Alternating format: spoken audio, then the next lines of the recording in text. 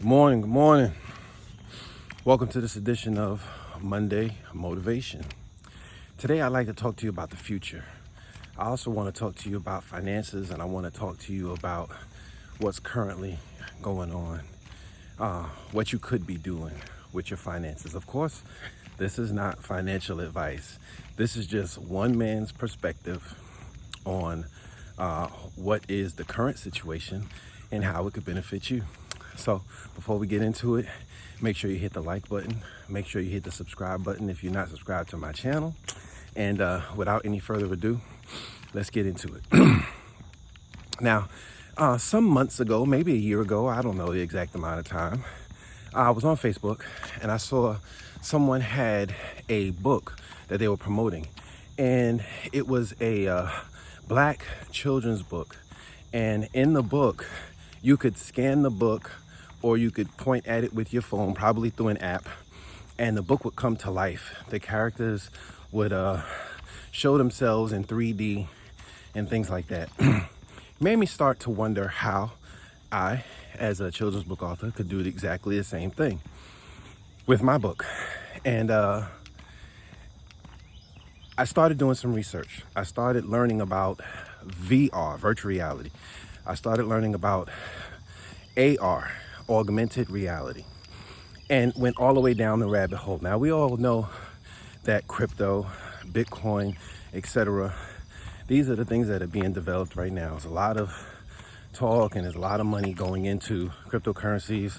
There's a lot of money going into Ethereum, the blockchain, etc. So why do you mention all of that?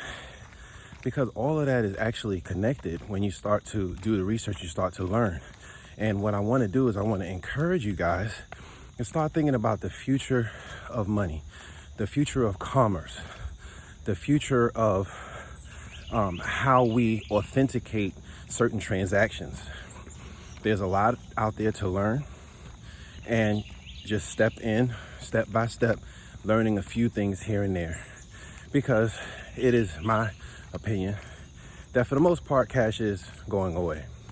Most of your transactions are going to be done using your device, using your phone, using cards, things like that.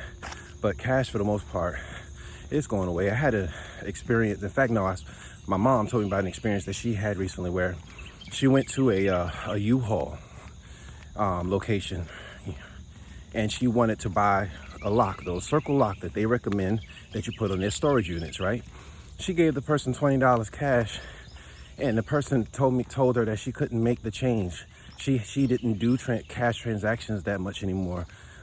Things like that. She wound up having to use a card in order to get a fast transaction to get out of there so that she can go do what she had to do. It took 3, 4, 5 times as long for this girl behind the counter to take a $20 bill and try to make cash in order to do a transaction. She couldn't even give a receipt. She wanted to email a receipt. So that's something that you should think about, that is getting more and more difficult, not easy, to make cash transactions. So we're moving more into digital money, things like that. Another thing I'll drop on you real quick, because you walk and you talk and you start thinking about different things that you could just drop on the community to think about. This is a big planet. It's not just about America. And in other places on this planet, what they're doing is they have QR codes on everything. Literally, when you go to the store, when you go places, you go to the movies, you go places where you want to purchase something or you want to get a service, you take your phone and you scan the QR code. It instantly takes you to the pay options for paying for that service or that product. That's what's coming. And Web3 development, those types of things are a part of this, where money is going to change into something that is purely digital, easy to transmit from one person to another. Also, the blockchain is going to make it very easy for transactions to be authenticated. I'm gonna drop one more thing on you about the blockchain that I learned, because I want to send you out there to start learning about this. This is going to equalize some things in the masses as well. Let's say you were a artist, right? You draw, you paint, you create music, whatever, right? But you're an artist, you're a creative person. This is just for this one particular type of creative, but there's other types of creatives out there, right? So let's say you're an artist. You draw, you paint. When you draw or you paint a picture or a painting, right? You know how many times you get paid when you sell that painting? You go to a gallery or someone comes to your gallery and they look at that painting, they love it. Let's say they're gonna pay you $1 million for that painting. How many times do you get paid for that painting? You get paid for that painting once. In a year or two, you might be a famous artist. In another 3-5 years, you might be a famous artist, have created these murals and created these awesome works of art around the world. That painting that you sold for $1 million to that original collector is now worth $5 million, $6 million, $10 million. When they sell it and they make $9 million profit off of your art, how many pennies, how many dollars do you get off of that? Nothing. But if you had sold that painting as an NFT on the blockchain, you might have sold that original piece of artwork for $1 million, right? Or let's say you sold it for $250,000, whatever, right? You sold this piece of art as an NFT on the blockchain. You can connect that to a smart contract, and now for the history, for the future of that particular piece of art online through Web3 as an NFT, every time it gets sold at a higher price, you as the creator get a piece of that transaction. Something to look at, because that's going to equalize a few things here and there for those who are prepared. Last thing I want to talk to you guys about is President Biden actually is going to give back $20,000 or $10,000 in student loans to those who qualify, right? Don't do what President Biden and what these economists and people like that want you to do when they release that $10,000 or $20,000 worth of debt on you. That's actually a springboard to be able to pay off your debt a little bit faster. So let's just go through some really quick numbers. Again, not financial advice, life advice, number advice, right? So let's say $20,000 or $10,000 worth of debt is rubbed off the books for you for your student loans, right? That payment might have been between $300, $250 per month, right?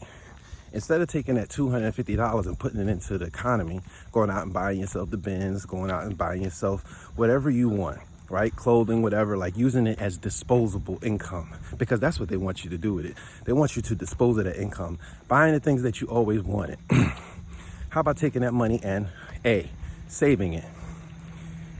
You were spending it on a debt. You no longer have that portion of debt.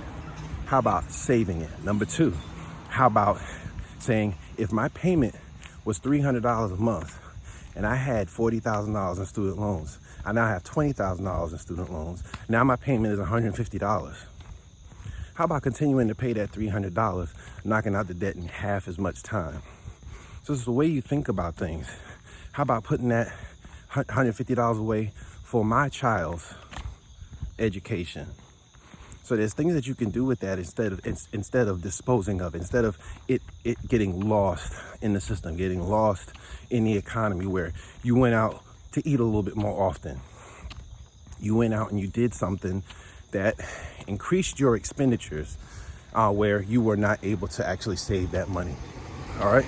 So with all of that being said, you guys, that's the end of this week's Monday Motivation. I hope that it was a blessing to you. I hope that you were able to, I hope it sparked some thought in your mind about what you could actually accomplish or what you could actually do. Maybe even gave you some ideas of something that you might want to expound on, something that you want to get started, some research to do, etc. So with that being said, you guys, have a great week. And before I let you go, this is a long episode, man. I normally do not talk this long. I normally like to keep it short, keep it simple, keep it moving. Hardcover books are in stock, Adventure of Bullfrog. So go to the website, pick you up a copy of the hardcover book. It feels so great in your hands. And as I've told you guys before, everything's going digital and they don't want people to own anything, it seems. Remember when you used to have I'm old enough to remember 8-tracks. We had a little stereo in the basement of the house in the Bronx where we took 8-tracks and you were able to record over the 8-track.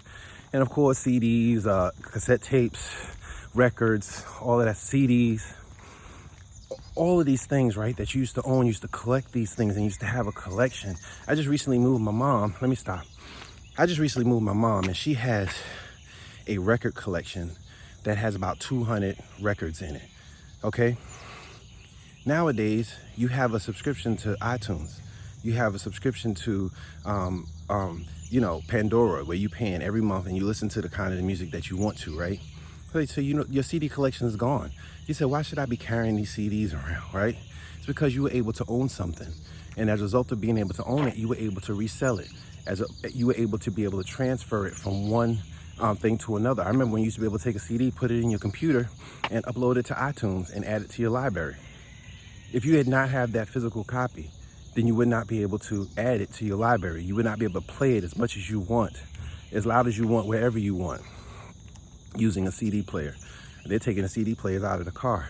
So eventually, you're not going to own much. But having a book, supporting an author and actually buying the book, not doing a digital download, is huge, especially when you're going directly to that person's website. So with that being said, you guys hit the website up, support the works that creatives are doing. Have a good week.